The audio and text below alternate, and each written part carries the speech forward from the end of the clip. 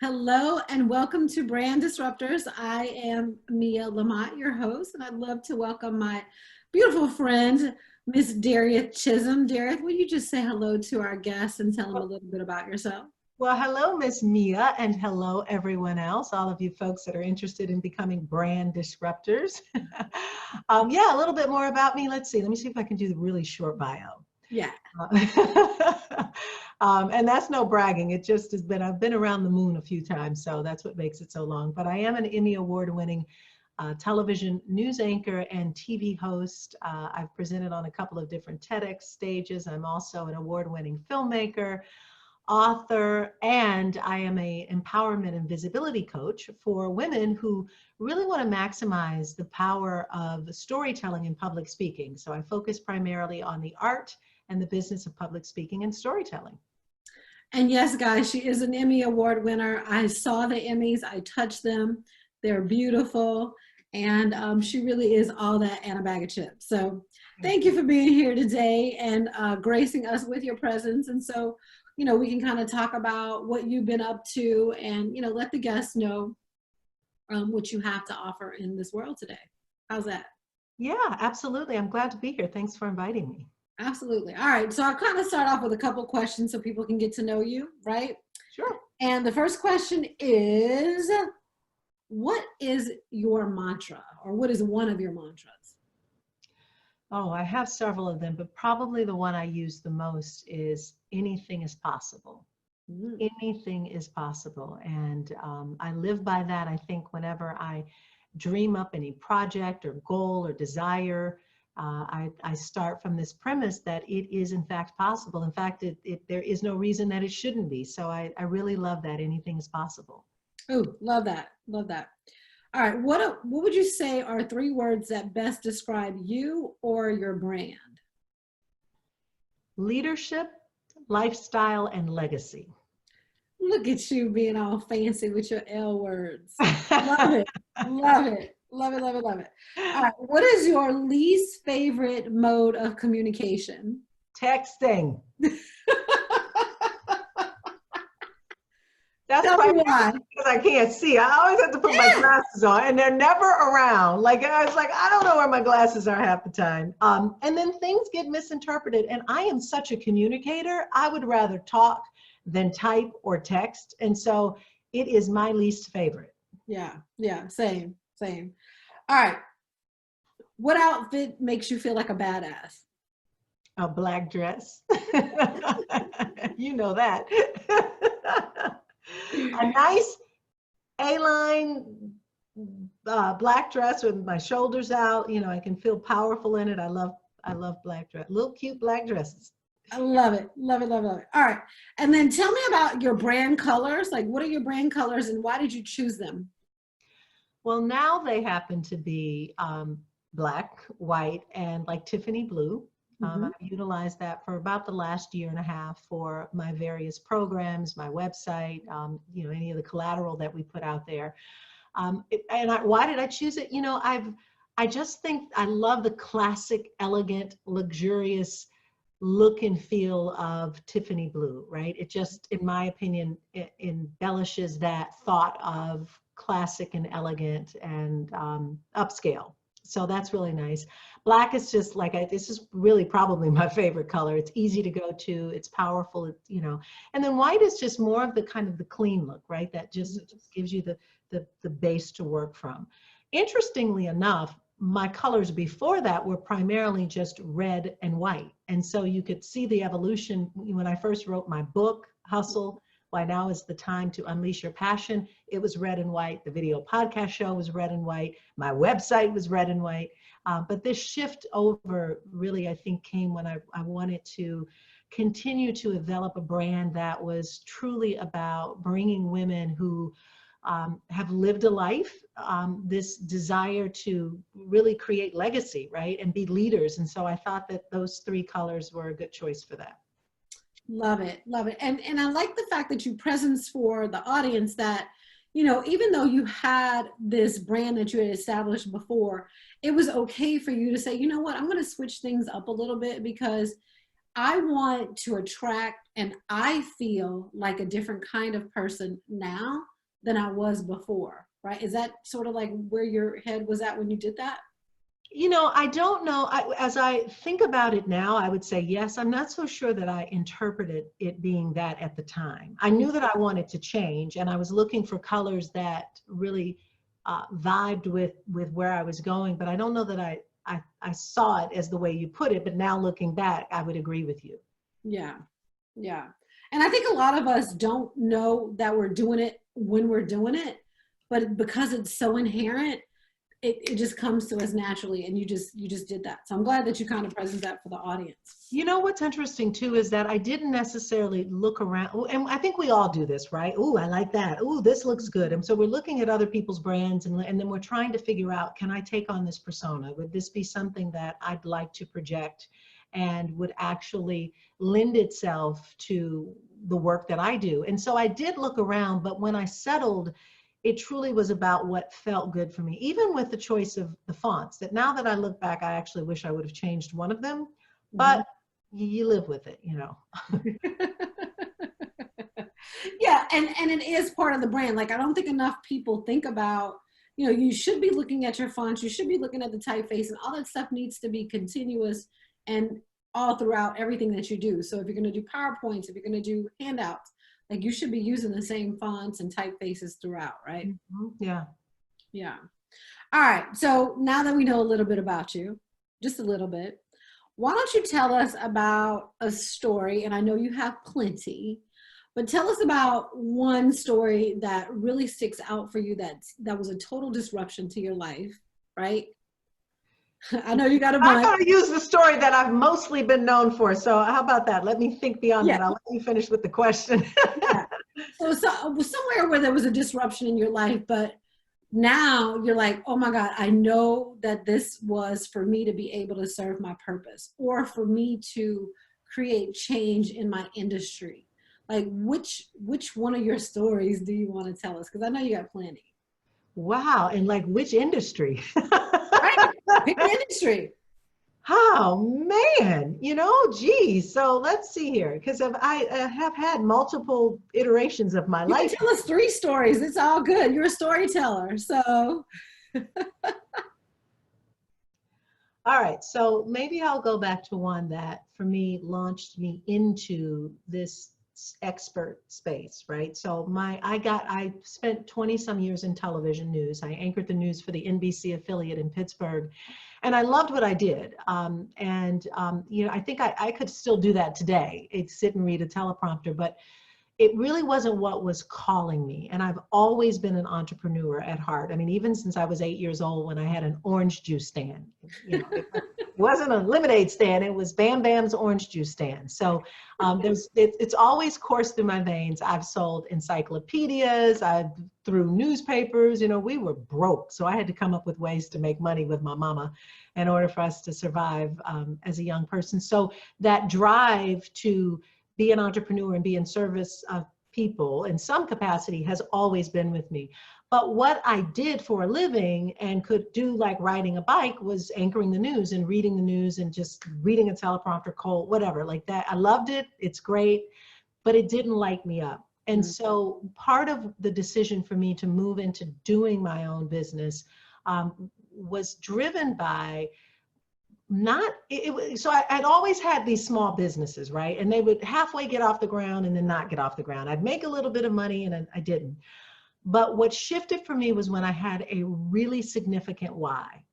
And I say this now to all of my clients as well, is that you will never accomplish something really big if you're just going for it for the dollars or to say that you've done it. Like, when the why is so significant, there's enough that will drive you. So for me, this time came when I quit my job anchoring the news for the second time for my son, because I did it when he was 5 years old. And then I worked from home and did a business, went back and then started working again. And then when my son was about 16 years old, I was involved in a network marketing company, and I also had an aerial fitness studio, and I was anchoring the news. So I had a lot of stuff going on. And the only thing that was not that didn't feel right in my life was that I wasn't spending any time with him. I was missing all of his football games. He is the most important person in my life, and yet I felt like I wasn't seeing him. And so I made a really significant decision, which was I could have let the fitness studio go, but I couldn't do that because I had 16 employees and payments and 100 people coming to the fitness studio. And I was just beginning this network marketing company, and I could see the potential, but I didn't have the time to put into it. Or I could walk away from my 6-figure television news career. And so I opted to do that.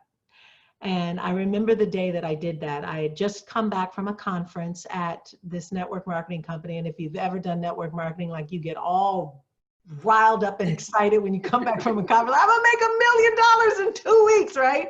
So I leave this conference, and Trey's there to pick me up from the airport, and I get in the car, and I look over at him, and I'd made the decision on the plane, and you know, I said to him, I said, Trey, I got something to tell you. And he's like, you know, what, Mom? And I said, I am going to quit my job at Channel 11 News.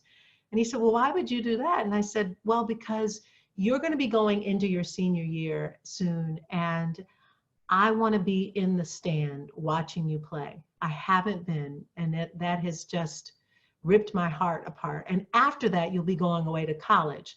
So I'm willing to make that sacrifice for you. And he looked back at me and he said, Mom, would you do that for me? Oh. And I'm like, yeah, that's how I felt then. And I was like, of course I will. Now, at the time, I didn't know how I was going to do that. You knew the what. I knew the what. And he was the why. I just didn't know the how. And that didn't matter, though, because here's the point to all of that story, which was that you have to have a really significant why. I made my son a promise. And that was in January. And I said to him, by September, I will have worked it out, but I will quit that job so that because I was anchoring the news at 5, 6, 10, and 11, mostly 10 and 11, which meant that I wasn't there for him in the evenings. So right. I was like, I will by September be out the door and available to be with you in your senior year, to spend as much time with you. And what I did was work my ass off in that network marketing company to build that, because I knew I needed the money. So I wanted the financial money to come in so that I could afford to leave the 6-figure job in television. And literally, I went from making only a couple of $100 a month in that company to, by May of that year, becoming the 57th highest paid distributor out of 70,000 distributors. Whoa. Whoa. You talk about a big why, right? Talk about a big why. And it wasn't so, it's just, I knew that I had till September, and I beat my goal. And so by June, I walked in and I told the station for the second time, I'm quitting and I'm not coming back this time. And I stuck around until they found a replacement. But sure enough, by June, I was in the stand for every one of his games. And that literally launched me out of television. Shortly after that, I'd hired a coach, by the way. So I'd hired a coach to help me grow that network marketing company, fell in love with coaching. And then I had already hired a coach to help me with the aerial fitness studio. So that was what was getting me familiar with coaching. But from there, I said, hey, I can do this coaching thing. I really like it. I'm getting really great results. Let me go see if I can do this for other people. And because I had been coaching the network, the team, yeah, we were excelling like crazy, right? So that's what propelled me into this industry. And then I decided to become a certified coach. So that was a long story, but there you go. That's the one that I don't tell often. So see, I didn't do my other story. So yeah. I mean, and I think it's important for people to see how, you know, sometimes when we go through our life's path, like the answers are right there in front of us, right? You were working with these coaches, you were already doing the coaching, you were like, you know what, I can do this. And actually, I'm pretty damn good at this. So tell us a little bit about what you coach now. Like, how do you help women with visibility? How do you help them with the empowerment? Yeah, well, and actually those two go hand in hand, right? Because most women struggle with this idea of wanting to be visible and to create exposure for those things that they're most passionate about, whether it is the work that they're doing, the coaching they're doing, their mission, their purpose, their story. Like there's this level of, and we all face it, and I do, because it's this whole up level thing. Like, I want to be visible. I want to have exposure. I want people to know about what I'm doing and the impact and the influence that I want to make in this world, but I'm stuck and I'm challenged with that. So a lot of the coaching that I do is around that, to really get women to this place of not playing small and standing in their power and using their voice and getting to a very confident place, first in themselves before we even turn the camera on. So first it's about that. And then we look for those vehicles that have most exposure. And, you know, obviously we know camera and video and TV is probably the prime. But what I know I can't do is teach people how to have a 30-year career in television. It's not duplicatable. But what is duplicatable is getting on stage, right? And getting out, whether you're on virtual platforms like this, or being featured on other people's podcasts, or on what I call OPP, other people's platforms. So when I work with my clients, that's what we're looking to do, is how can you kick up your visibility and exposure so you can showcase what it is that you're doing in the world. And that could look like speaking events that of course are now virtual, but back when we can get back on stage and really putting together a powerful presentation on stage, positioning yourself to be on other people's platforms, you know, their podcasts, their vlogs, blogs, and YouTube channels, so that more people find out about the work that you do. And then I work with a lot of my clients to really build the platform, right? So what does the platform look like, you know, in terms of their internal workings with, you know, their system structure and support, and the deliverables if they have a product or service that's tied to that story. So it's pretty complete, right? Mm-hmm. But mine really focuses in on storytelling, which is why I focus in on the art of storytelling, and then the business of public speaking and storytelling, which encompasses all of those things that I just mentioned. So you talked a little bit about virtual stages. Like, tell me, because I know there's some people out there who believe that they cannot be doing speaking engagements right now. Talk to us a little bit about how you overcame that total myth, right? That you can't be speaking on stages right now, and that you can't be making money as a speaker. Yeah, you know, of course, the physical stages are tough to get to. I mean, I, like so many of my other clients, have had multiple engagements canceled or rescheduled. So we know that's the case. But there's so much pivoting going on right now where people can look at, what can I do online? And so here are a few things that people can do. This is a perfect example, right? I'm on your podcast talking about, you know, the various conversation that we're having. People are listening. It's a podcast. It's also a YouTube video. The value of it is it's evergreen. It will be out there for as long as you make it available. And that's a beautiful way for me to share my message, my story, and be in conversation. So if you looked at how many opportunities you have to do that, literally get media for your message, there are so many opportunities, and they start with platforms like this, right? The friends, the family, the business colleagues that you know who are looking for content and interviews. Getting on those platforms is so important. Now, there is a strategy to doing it, which is what we teach, and there's a way to do it, and a way that I believe is important for you to do, especially if you're going to ultimately promote a product or service, which is what most people want to do. But that's one end of it. Then there are virtual events, right? There are lots of people that are hosting online summits and virtual events, and they're looking for experts to feature. That's speaking. You're still speaking. You're still, you know, it's albeit in front of a camera, but not necessarily in front of a crowd. So those. And then the best thing is you can create your own platforms. Yes. You know, that is probably the most important thing that you can do. And you can create your own online workshops, your own virtual events, your own speaking opportunities, you know, you could be doing it, just picking up your cell phone and doing a Facebook Live, but you could also do it in a more structured way where people are actually paying to attend or opting in to attend, consuming your valuable content, and then you are moving them along whatever funnel or path that you have in place. So there are just so many different ways to do it. And you know, we've just all gotten used to it. The barrier to entry is down. The level of professional expectation is down. And that makes the playing field more level for everyone to be involved. Yeah. And I love that you said that. I think that a lot of people think that they have to get it so perfect before they even put it out there. They think that they have to go and hire all of these experts to get them ready. And then they come up with the excuses like, I don't have enough money to do this, or I don't have this, or I don't have that. Like, what do they actually need to get started? A camera. We all have one of those, right? We Right. all have a cell phone. Like most Right. people have cell phones and they can get started with that, right? I mean, really, it does not, I mean, yeah, if you want to get some, and we'll talk the technical stuff and then we'll talk more of the content, but technically, as I said, the barriers are down. You have a laptop or a cell phone, and even if you don't have a light, get in front of natural light, right? If you don't have a tripod, put the stuff on books. If you don't have a microphone, there are microphones, but you can also invest in microphones. So technically, you know, or you can create backdrops, whatever you want to do. I mean, it doesn't take much to do it from that standpoint. The other thing you have to do is to also look at, so what am I bringing to the table? What is my story? What is the content? What is it that I want to share with the world? And how are they going to feel? What do you want them to know about themselves and about you? And what is the call to action? And if you can answer those three things, that's important about in terms of staging this.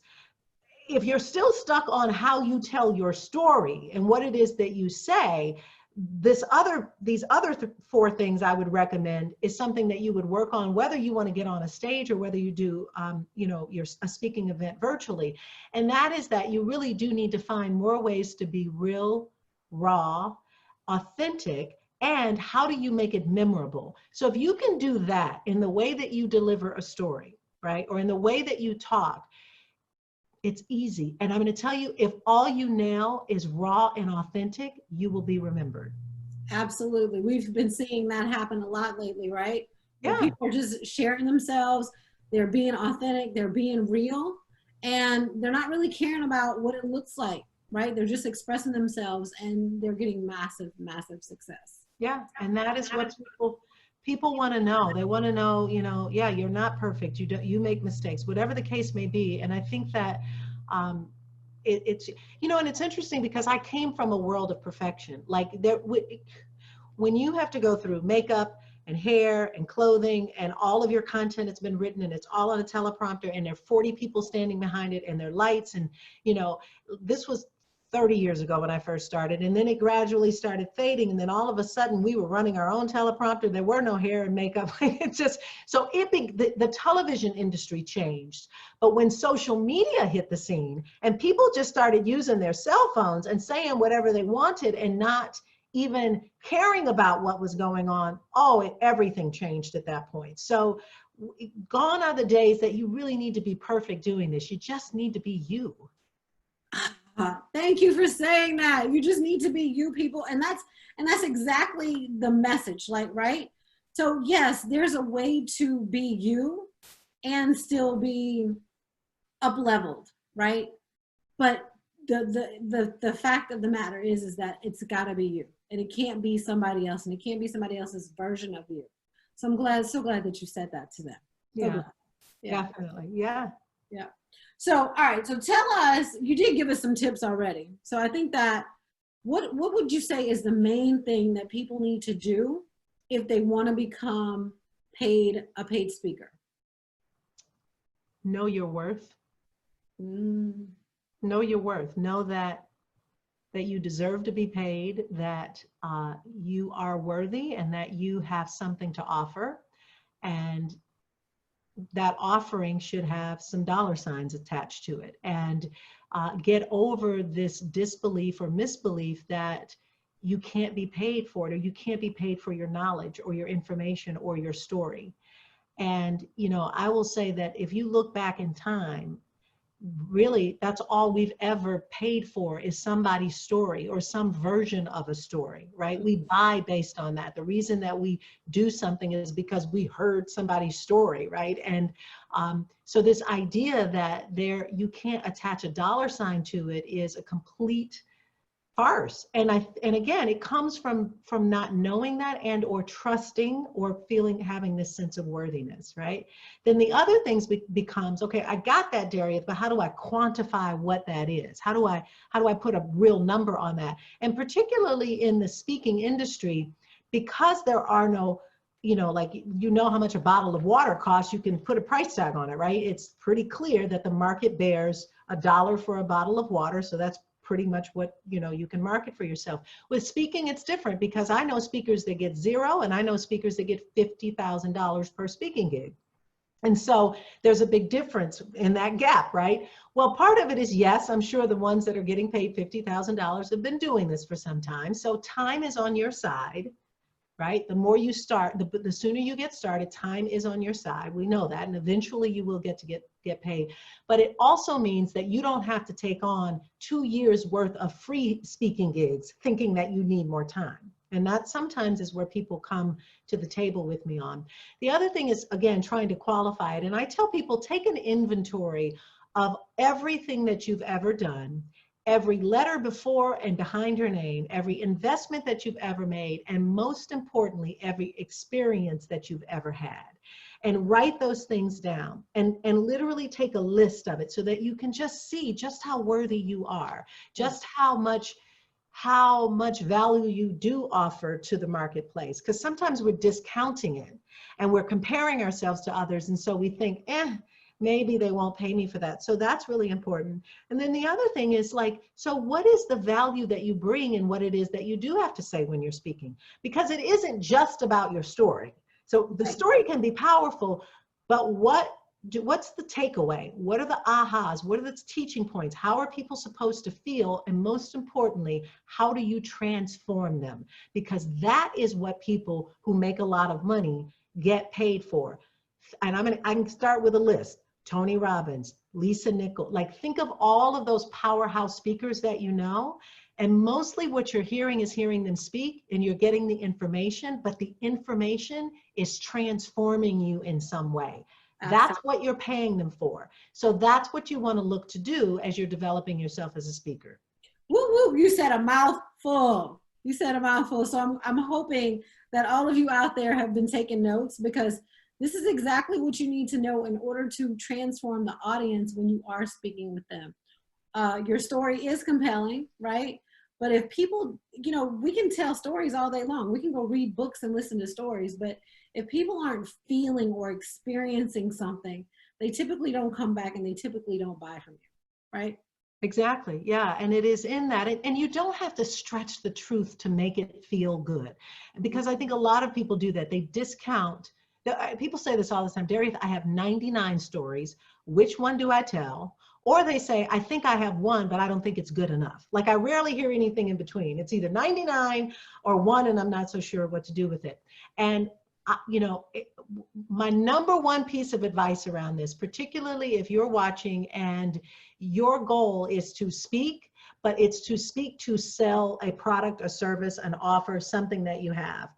Start with your story. Let the story be real, raw, and authentic. You've got to showcase that there was some problem or challenge or something that you experienced and your product or service was the solution.